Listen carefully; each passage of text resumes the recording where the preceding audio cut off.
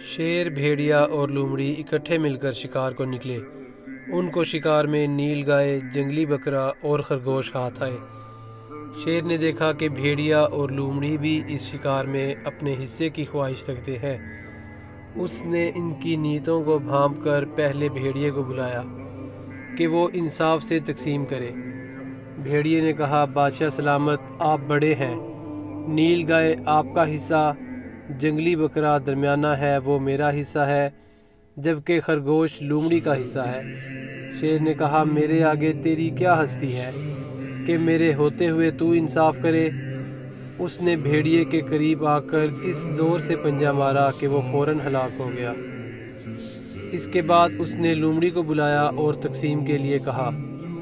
لومڑی نے باادب ہو کر کہا، جناب، تقسیم کیسی؟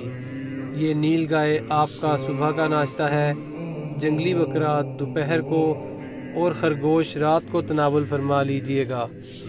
شیر اس سے خوش ہوا اور اس کی انصاف پسندی کی داد دیتے ہوئے اس سے پوچھا کہ یہ انصاف کی تقسیم تم نے کہاں سے سیکھی؟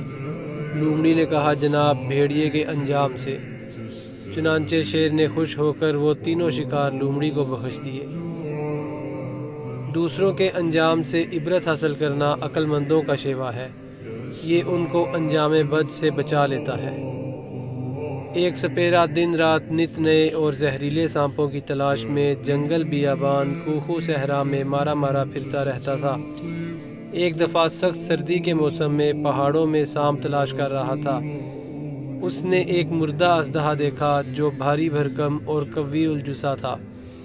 اسے خیال آیا کہ اس مردہ اژدہے کو کسی طریقے سے شہر لے جاؤں تو دیکھنے والوں کا ہجوم اکٹھا ہو جائے گا، لوگوں کے جمع ہو جانے سے میں خوب مال کماؤں گا۔ اژدہا کیا تھا؟ ستون کا ستون تھا۔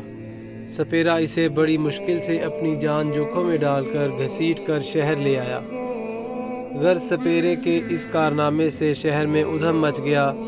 تو چل میں چل جس کے کانوں میں یہ خبر پہنچی کہ سپیرا ایک نادر قسم کا اژدہا پکڑ کر لایا ہے، وہ سب کام چھوڑ کر اسے دیکھنے چل پڑا۔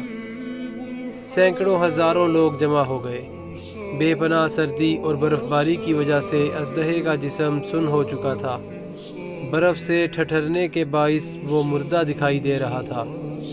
ہجوم کی گرمی اور سورج کی روشنی سے اچانک اژدہے کے جسم میں تھرتھری پیدا ہوئی اور اس نے اپنا منہ کھول دیا۔ اژدہے کا منہ کھولنا تھا کہ قیامت برپا ہو گئی۔ بدحواسی اور خوف سے جس کا جدھر منہ اٹھا اسی طرف کو بھاگا۔ جوں جوں آفتاب کی گرم دھوپ اژدہے پر پڑتی تھی تو اس کے جوڑ جوڑ اور بند بند میں زندگی نمودار ہوتی تھی۔ مارے دہشت کے سپیرے کے ہاتھ پاؤں پھول گئے۔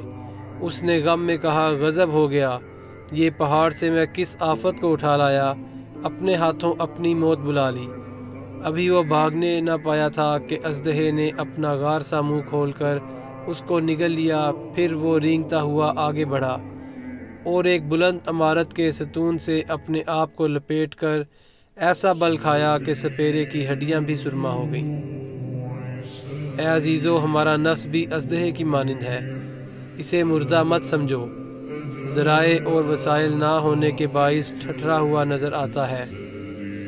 اللہ تعالیٰ کی عبادت سے غفلت اور دنیا داری کی حرارت سے وہ حرکت میں آ جاتا ہے۔ ایک نیاز مند کثرت سے ذکر الہی کرتا رہتا تھا، حتیٰ کہ ایک دن اس پرخلوص ذکر سے اس کے لب شیریں ہو گئے۔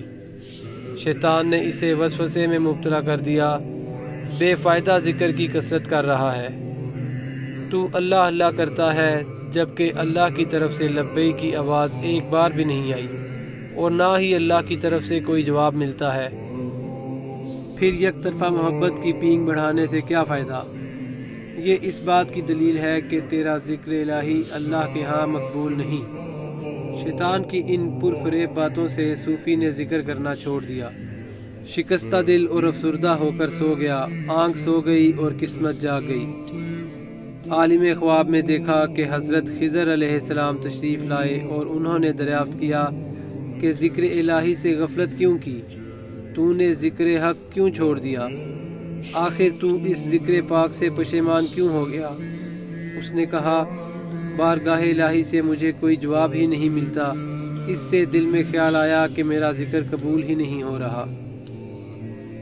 حضرت خضر علیہ السلام نے فرمایا، تمہارے لیے اللہ عز و جل نے پیغام بھیجا ہے کہ تمہارا اللہ تعالیٰ کے ذکر میں مشغول ہونا، اور دوسرا تمہارا پہلی دفعہ اللہ کہنا قبول ہوتا ہے، تب دوسری بار تجھے اللہ کہنے کی توفیق ملتی ہے، اور تمہارے دل میں یہ جو سوز و گداز ہے اور میری چاہت، محبت اور تڑپ ہے، یہی تمہارے ذکر کی قبولیت کی نشانی ہے۔ اے بندے، میری محبت میں تیری یہ تدبیریں اور محنتیں سب ہماری طرف سے جذب و کشش کا ہی عکس ہے۔ اے بندے، تیرا خوف اور میری ذات سے تیرا عشق میرا ہی انعام ہے، اور میری ہی مہربانی و محبت کی کشش ہے کہ تیری ہر بار یا اللہ کی پکار میں میرا لبیک شامل ہوتا ہے۔ تمہارے ذکر کی قبولیت کی نشانی یہی ہے کہ تمہیں ذکر حق میں مشغول کر دیا ہے۔ ایک جاہل اور غافل ذکر حق اور دعا مانگنے کی توفیق سے محروم رہتا ہے۔ اللہ عز و جل کے ذکر کا اجر خود اس ذکر میں ہی پوشیدہ ہوتا ہے۔ اللہ تعالیٰ اپنے ذکر کی اور یاد کی توفیق اسی کو عطا کرتے ہیں جس سے خوش ہوتے ہیں، اور یہی اس کی قبولیت کی دلیل ہے۔ نیکی کرنے کی توفیق بھی اللہ تعالیٰ ہی دیتا ہے۔ شیطان ہر دم اس کوشش میں رہتا ہے کہ کسی طرح انسان اللہ تعالیٰ کے ذکر سے باز آ جائے۔